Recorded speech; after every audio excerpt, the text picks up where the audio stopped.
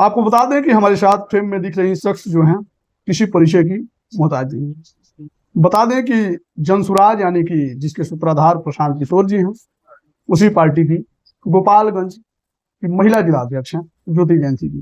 ज्योति जयंती जी से बातचीत करेंगे और कई सारे मुद्दों पे बेबाकी से बातचीत करेंगे। बहुत बहुत स्वागत है आपका भी बहुत बहुत धन्यवाद और स्वागत है। बिहार में बहुत सारी पार्टियां हैं, जनसुराज जी क्यों? बिहार में तो सही में बहुत सारी पार्टियां हैं, 300 समथिंग पार्टियां हैं जी। जनसुराज इसलिए कि जनसुराज का मतलब ही हुआ जनता का सुंदर राज जी। और लोगों के लिए कुछ काम करने की इच्छा है और अपनी बात रखने की एक जगह चाहिए थी, इसलिए जनसुराज को चुना।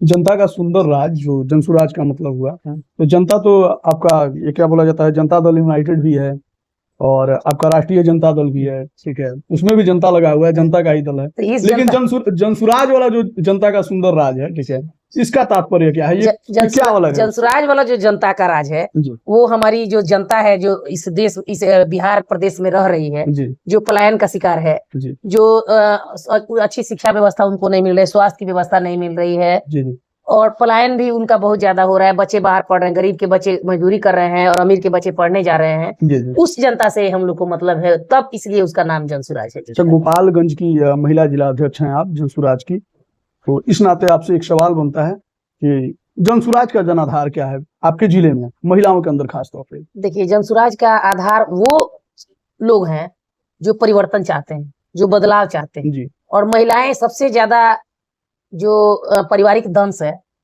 और जो हालात कहेंगे उसको, सामाजिक जो व्यवस्था है इस पुरुष प्रधान समाज में सबसे ज्यादा झेलती है महिलाएं।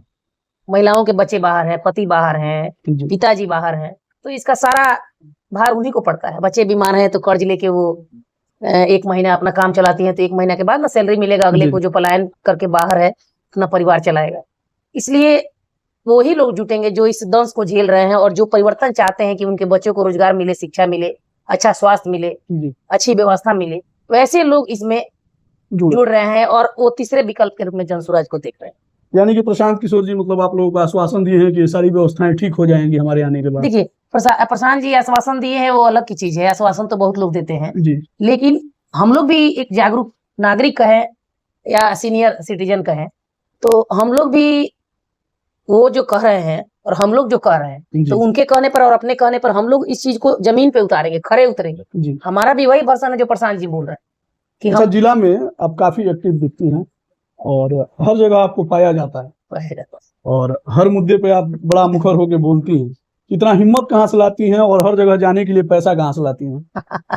देखिए, मेरा तो खुद का मैं स्कूल चलाती हूँ, जहाँ तक पैसे का सवाल है, और सब बच्चे भी सेटल हैं, पति भी जॉब में है और मैं खुद का अपना विद्यालय भी चलाती हूँ, थोड़ा बहुत रेंट भी आ जाता है, तो पैसे की ये बात हो गई। और तो वेल सेटल्ड हैं, तो फिर राजनीतिक पार्टी उसी चीज पे मैं आ रही हूँ, तो चाहती तो मैं भी एसी चला के घर में आराम से जीवन जी सकती थी, लेकिन मेरे मन में एक इच्छा है कि जब भगवान ने जन्म दिया है तो अपने लिए तो बहुत कुछ कर रहे हैं, सामने वाले के लिए क्या कर रहे हैं, अपने लोगों के लिए क्या कर रहे हैं, तो उसके लिए मैं ये चीज में आ गई, जनसुराज से जुड़ गई और जनता के लिए काम करने का विचार। मान लीजिए कहीं ना कहीं कोई ना कोई तो आगे आएगा, तो मैं ही क्यों नहीं।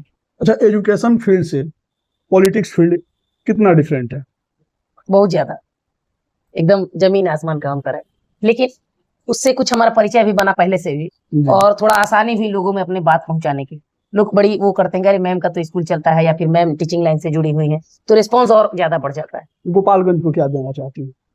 गोपालगंज को एक बेहतर व्यवस्था देना चाहते हैं। गोपालगंज, हाँ, और गोपालगंज का जो मैप है उसको बिहार के लोगों को मैं दिखाना चाहती हूँ कि हाँ, गोपालगंज भी एक जगह है जहाँ से आप कुछ भी एग्जाम्पल ले सकते हैं।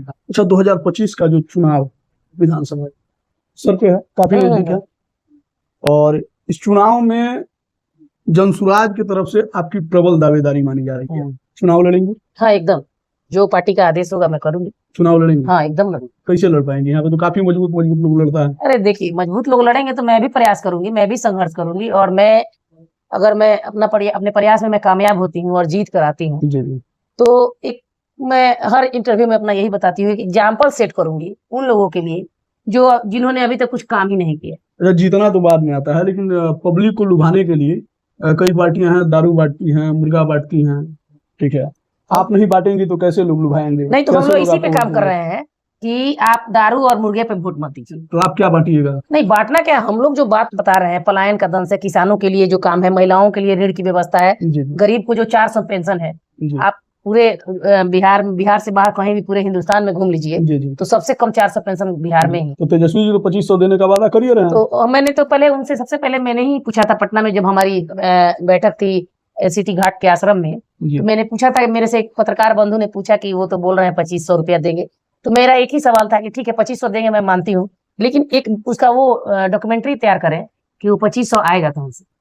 जो आबादी है महिलाओं की काफी ज्यादा है, और जो हमारा बिहार का बजट है उससे थोड़ा ही ऊपर नीचे होगा जो उन्होंने 2500 देने के लिए कहा है। जो 2500 गुने 6 करोड़ कर लीजिए, तब आप मैप निकालिएगा उसका और उसका कैलकुलेशन करिएगा, तब आपको पता चलेगा कि 2500 कैसे देंगे और बाकी व्यवस्था कैसे करेंगे। यानी कि वो सारी बातें हवा हवाई में बोल रहे हैं। हवा हवाई में मैं ऐसे नहीं बोलूंगी, लेकिन जो भी चीज है, आप, मैं, प्रशांत जी ने कहा कि शिक्षा की व्यवस्था सुधारेंगे, पेंशन 400 से 2000 करेंगे, मनरेगा के तहत आपको खेती के लिए फ्री में मजदूर की व्यवस्था करेंगे, महिलाओं को 4% सालाना ब्याज दर पे उनको अपना कुछ काम शुरू करने के लिए पैसा देंगे, और पलायन को रोकेंगे। तो प्रशांत जी ने ये तो नहीं कहा कि मैं ये करूँ, उन्होंने ये भी साथ में कहा शराबबंदी से जो हमारा नुकसान हो रहा है, तो शराब चालू करेंगे और उसका जो रेवेन्यू आएगा वो शिक्षा में जाएगा। तो एक विजन आपकी पार्टी आएगी तो शराब चालू हो जाएगा। शराब, देखिए, शराब चालू इसलिए नहीं होगा कि लोग पी के कहीं गिरे, लोग को गाली गलौज करे, बंदूक चलाए, नहीं। उसका और जगह भी एक लिमिटेड होता है कि हाँ लिमिटेड पीना है, चाहे लिमिटेड मिलेगा, तो उस टाइप का होगा। तो अगर शराब बंदी चालू है लेकिन होम डिलीवरी हो रही, आपको भी पता होगा कहाँ कहाँ दारू मिल रहा है अभी, अब होम डिलीवरी हो रहा, अभी पुलिस की गाड़ी में ही कहीं मोहम्मदपुर या कहीं अभी शराब पकड़ाया है, तो बंदी कहाँ है? पुलिस का काम बढ़ गया है, प्रशासन का काम बढ़ गया है, वकीलों का काम बढ़ गया है, तो जनता को दिक्कत हो गया है। आपको बता दें कि हमारे साथ ज्योति जयंती जी थी, और काफी कम समय था, इसलिए हमने बहुत सारी सवाल हमने छोड़ भी दिया है। हालांकि अगली बार जब मिलेंगे एक पॉडकास्ट के साथ, तो 1-1.5 घंटा का इनका इंटरव्यू लेके आएंगे। तब तक के लिए धन्यवाद।